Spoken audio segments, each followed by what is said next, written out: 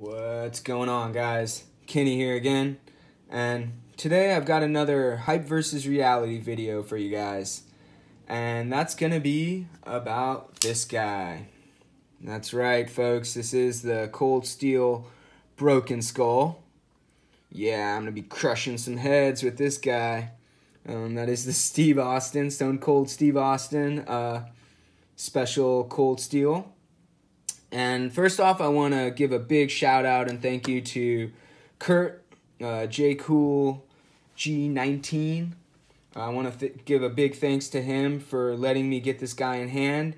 He let me borrow this knife and the Buck Marksman, and I want to thank him dearly for that. And then go ahead and we're going to go right into the specs. I want to get that out of the way. Don't want to waste your guys' time spewing off a bunch of numbers. And then we'll go right into some size comparisons. And we'll go ahead and bring out some of the Cold Steels just to show you what kind of size knife you got there. Really relatively very similar to the Recon, actually, as far as length, overall length, and blade length and everything. Very similar. But this is obviously a much larger width knife. We'll go ahead and bring out the American Lawman, a smaller knife. And then we'll go ahead and bring out the Ultimate Hunter. Yeah, similar size handle, but shorter blade length, significantly about 1/2 inch shorter blade length. Yeah, and one thing you'll notice about all these Cold Steels is the triad lock. Yeah, guys. And then we'll go ahead and bring out some Spydercos. My newest addition from Spyderco, the Shaman. It's the Blade HQ exclusive. You can see that's a much smaller knife. And then the Mannix on par with the Shaman there. Shaman, however you want to say it. This is the Mannix 2 lightweight with Maximate. And then a knife on par with the Broken Skull as far as size goes. The Military, guys. Yeah, that's right. Finally, we got something that's, looking more size worthy. And you guys can see that's a very good size comparison. And then we'll go ahead and bring in just two more. This is the Super Freak, the Benchmade 560 BK, and then the -1, and then the 0562 TS Tiger Stripe Sprint version of the 0562 from ZT. As you guys can see, the Broken Skull kind of dwarfs both of these knives, these are not small knives, guys, so you can see that the Broken Skull is definitely a larger knife. At least in the length dimension, guys. In other ways, this knife is much smaller, like the thickness of the knife, as you guys saw in the specs. Now, moving right along from the size comparisons, we're going to go right into the hype, guys. The reason I wanted to grab one of these, the reason I wanted to get one in hand, there's a lot of hype surrounding this knife. For one, Mr. Cold Steel, Mr. Cone Steel Cold. Jeez, I can't even say this.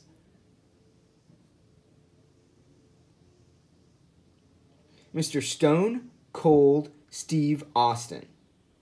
Should I say Cold Steel Steve Austin? I guess I don't know.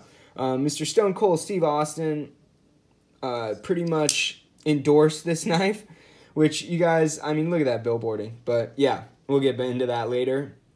He has endorsed this knife, which is a little weird, having a wrestler endorse your knife. But it's part of the hype, I guess you could say. But the real hype surrounding this knife is the fact that you have a 4-inch blade and a very large knife in a relatively small package, guys. Very thin. I think it's like 0.38, something like 3/8 thick. Handle stock, and then just like, relatively deep carry, very thin and light, guys. This is like 3 ounces for 4 inches of blade. That's just superb, guys. you want to talk about handle to weight ratio. That's just excellent, guys. And even the handle to blade ratio is really good. So yeah, those things part of the hype. The XHP or S35, either way, for the price point you're getting a good steal. These are about $85, like about 84 on Knife Center, about 85 on Blade HQ. As far as I could see, these were not available on I don't think River's Edge really carries much cold steel, honestly, guys. So I couldn't find it on their site. But yeah, it's still available out there at a great price point, guys. $85 for XHP or S95 is pretty good. S95, S35 VN. That's pretty good price point, guys, with G10 scales, triad lock. That's pretty good price point. It was supposedly going to be a great user. You know, everyone talks about how much, you know, this thing goes to work, and it's just an excellent user knife. Great work knife. Obviously, the triad lock, great. One of the strongest locking mechanisms on the market. So, and then cold steel tough, guys. That cold steel toughness factor that everyone talks about. You know, everyone raves about. So that's the hype surrounding this knife, guys. And the reality when I got it out of box was, you know, it's first things first, the fit and finish, guys. I'll go over that. The finish was okay. You know, for $85, you're not looking for an amazing finish knife. The G10 has a nice texture. It's almost like, I would say it's on par with like a PM2 as far as the grit wise. It's nicely chamfered on all the edges. It's got this nice like 45-degree chamfer that really eases up all the edges of the knife, which is pretty nice. And the finish on the blade, the cold steel coating, I know people don't really like the shininess of it, but man, does it hold up well. I mean, you can put these things to work and the coating just stays really nice. It's probably the best coating I've come into contact with, to be honest. Yeah, it's really nice on the coating. And the fit, guys, the access lock, of course, that fit is amazing. And it's just the lockup's pretty good. There is a little side-to-side play, which I'm sure I could remedy with tightening up the pivot. But not my knife, guys, so I just left it the way that Kurt had it. There is side-to-side play. Slightest amount of rock back and forth, but the triad locks tend to have that until it locks in. Now there's like no play after I start to use it. So, yeah, really nice as far as that goes, fit. And then centering goes back and forth, guys. Right now it's a little off to the right. A second ago it was off to the left. And then before that it was centered. So that goes back and forth. Backlocks tend to do that. Doesn't really bother me that much. I believe that this one's going to be like other cold steels where you have like a Teflon washer and then a brass washer right up against the blade. A phosphor bronze washer right up against the blade. But yeah, they tend to work pretty good and they get a pretty smooth action. That seems to work pretty good for cold steels.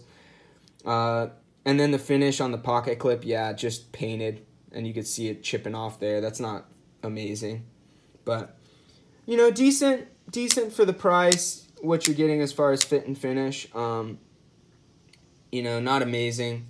You can see here, there's definitely some ridges along that. You can feel the transition, but not horrible, not amazing. The backlock sits kind of low. Doesn't really sit flush in any way when it's open or closed. It's a little better, but still a little off. But not really what you're paying for, guys. You're paying for a really strong and functional knife. And I don't have any problems with the fit and finish for the price. But yeah, you do have a great worker. Great size. Great balance. For the size of knife, it's a little thin and everything, but balances really well. Feels just really great control of the knife in hand, and just a really like slicey, You know, it's like 0.14 thickness on the stock, but really slicey behind the edge, you know, nice flat grind. So it's just a great worker, great balance, good backlock action, guys. It does drop down. As you guys can see, it wanted to bite me one last time. I am going to be sending this knife back to Kurt here shortly after the review, but you do have to keep your finger a little further forward than other backlocks. If you put it back here, you can see it will bite you. So you just got to remember to keep your finger a little further forward, but it does drop down nice and very easy to actuate. I can flick it out. Let's see if it'll drop down with the swing. But I can flick it out with my nail without wrist, like that. But if you give it a little wrist, it's definitely going to go. Can't really spidey flick it. It does have that one side, you know, like one-sided thumb stud where it goes through and it's shorter on one side. But you can use both sides. I can flick it out with both hands, use a little wrist on my left hand. But really nice action for a back lock, for a triad lock. You do have to push it a little deeper. See how far out that is? A little different than other back locks, but if you don't know about the triad lock, you got a stop pin in there, and then that triad lock just locks into a recess in the tang there, and you have 3 elements to that lock. You have a stop pin, you have the back of this, and you have the lock locking in. So it's just an extra element of strength. But yeah, great locking mechanism, great lockup, really good working knife. And then the weight, guys, amazing. Yeah, we've got to let's go ahead and bring in the scale and see if they're on par, or I should say if they're correct on what they say online, which is 3.1 ounces. Yeah, on the money, guys. 3.1 ounces. That is crazy. Usually it's a little off, but that's pretty amazing. 3.1 ounces and a 4-inch blade, guys. That is impressive. That's beyond impressive. And they did a good job. It does go right up to the plunge grind there, and you can see where I sharpened it right up. This did have a little bit of a recurve, which I fixed. And I don't know if that was from Kurt sharpening it, but I did fix that and brought the edge all the way back. You can see it gets a little thicker back here. We'll go ahead and bring the calipers out in a second. But yeah, really nicely done on the blade, grind and everything. The weight is great. The pocket clip is good. The pocket clip's good, and this thing carried amazingly. You see how it sweeps back, and it's so thin and pretty narrow for, you know, it's not amazingly narrow, but compared to something like the Mannix, yeah, you're talking much narrower. Much narrower than the Recon. So really nice carry, much more of a EDC for the size of the blade, but carries really good and goes in and out of pocket pretty well. This clip, guys, I don't love it. I really don't. You see how it doesn't touch the scales there, but that actually makes it easier going in and out. You can see there's not a lot of spring, not a lot of distance to the end, so, and the ramp's okay, it goes in and out really good, but you know, I'm sure that's because of the way it's bent up a little bit. It would be a little tight on the G10, I'm sure. As far as ergos go for this clip, though, it's really nice. The ergos for this clip are excellent. You see the size of that handle, guys? I mean, that point doesn't really bother me in the ergos. But the ergos are pretty good, guys, as far as, like, it's a little thin in hand, a little bit.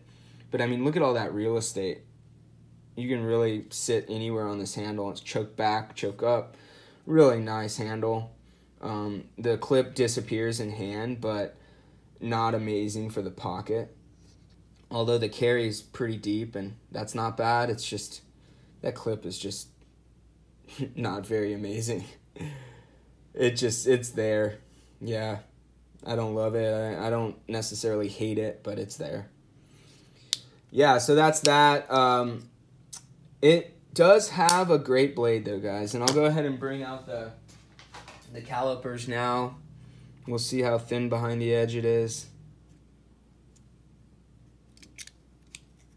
What's going on with this Oh. Might need the battery in there. All right, so go ahead and do inches. We're zeroed out. I believe this did like 18 degrees per side.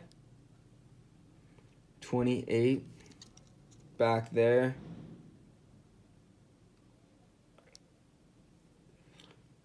21.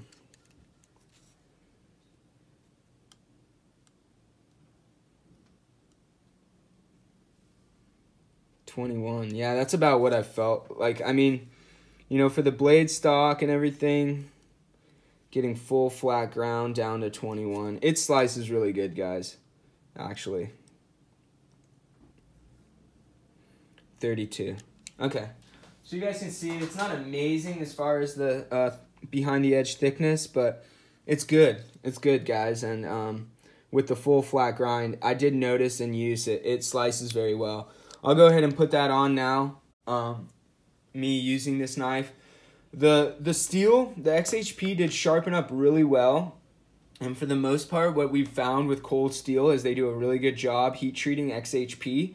We haven't had as much experience with cold steel's S35 as far as testing goes, but it does seem to perform really well. And cold steel seems to do a really good job with their heat treating.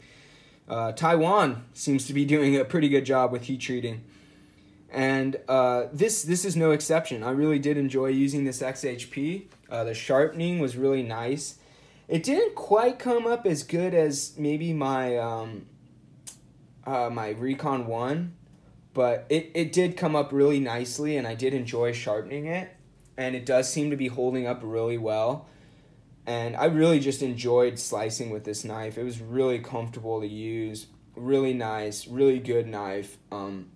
Really easy with that long slicey blade to slice through like extensive amount of cardboard. Like I could go four to 6 thick with the cardboard and really no issues. The handle did feel a little thin in hand at times, but not really too much of a gripe. Just definitely something to note. It does feel a little thin in hand at times, but other than that, it really was nice to use. And as far as carry goes, it really makes up for the fact that it's thin in hand because it carries so well. So yeah, I really did enjoy using the knife. It's a great worker. It's a great just like functioning knife, and for the price, it's hard to beat. It really is, especially for the size and everything. And then I'm going to go ahead and bring you guys back now from that. I'm going to kind of have a conclusion on this knife. You know, guys, I don't really love this billboarding. I'm going to be perfectly honest. I don't mind billboarding a lot of times, but, I mean, come on. It takes up half the blade. It's like a 2-inch freaking billboard right there. Broken Skull, Steve Austin. It's a knife. Like, if that said, like, you know, I don't know. If that was, like, Phil Wilson or something. I mean, I just feel like someone that actually deals with knives, like maybe, but Steve Austin, he's a freaking wrestler, guys. Like what? I don't really get it. I don't really get it.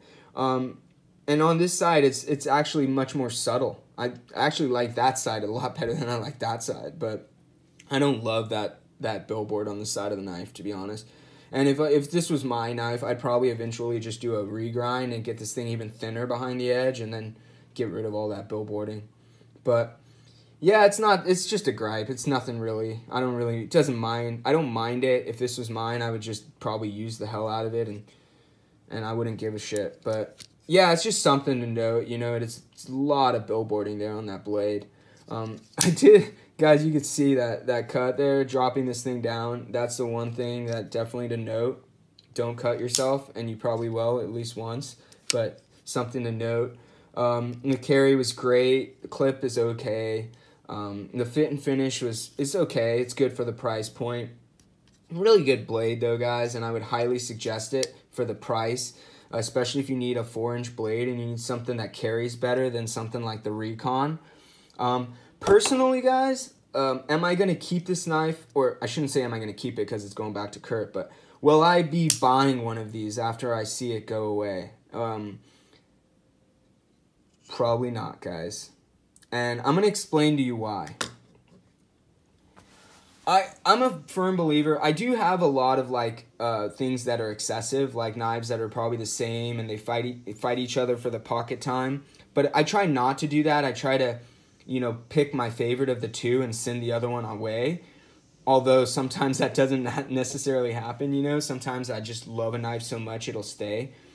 With this guy, its competition for my pocket is some of its other brothers, you know, obviously.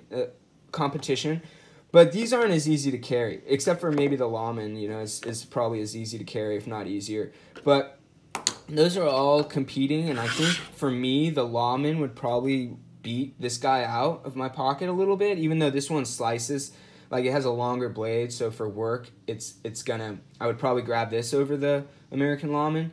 But what's really gonna compete with it, and what kind of kicks it out of my pocket, is this guy. And honestly, I'd much rather have this in my pocket than this. Steel aside, guys, the Rex 45 I'd much rather have than XHP personally. Although for some people, the XHP is going to have better,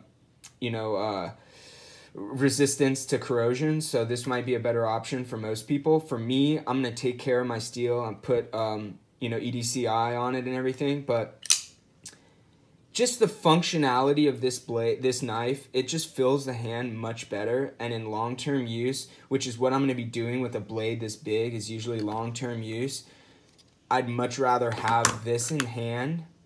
This is just much more comfortable for me, and I just enjoy using this knife more. It's also just a little more fidget-friendly, which doesn't really matter in use, but I do enjoy this a lot better, and it's a little easier just to like cut, put back in pocket, open, cut, put back in pocket. It's just a little easier than this guy. Not much easier, but just a little better. I like it a little better for sure. All right, let me be honest. I like it a lot better. I really do.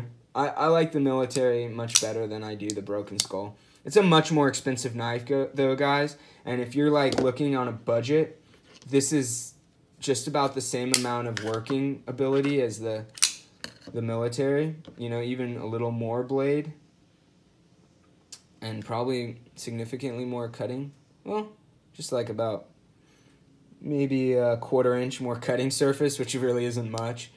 But yeah, really, I think the military just kind of puts the Broken Skull out of my pocket. So that's me personally, guys, and that's why I probably wouldn't find myself going for more of this, just because I have knives like that, and they beat this guy out of my pocket. So personally, I don't find myself going for a Broken Skull once this guy goes away, but you never know. I might find myself like pining for it. I don't think so, but I've been surprised before, so we'll see. And that's it, guys. That's the end of my review today. I hope you guys enjoyed it. I want to say thank you to all. First, I want to say thank you to Kurt for letting me borrow this guy. It's really great of you, man. And then I'm going to thank you guys. I want to thank everybody, my subs, the other channels that are so great and have given me love and everything. I really want to thank all you guys. You guys are the reason I'm still doing this, and I appreciate all your subs, likes, comments, all of it. Have a great day, guys. See you in the next one.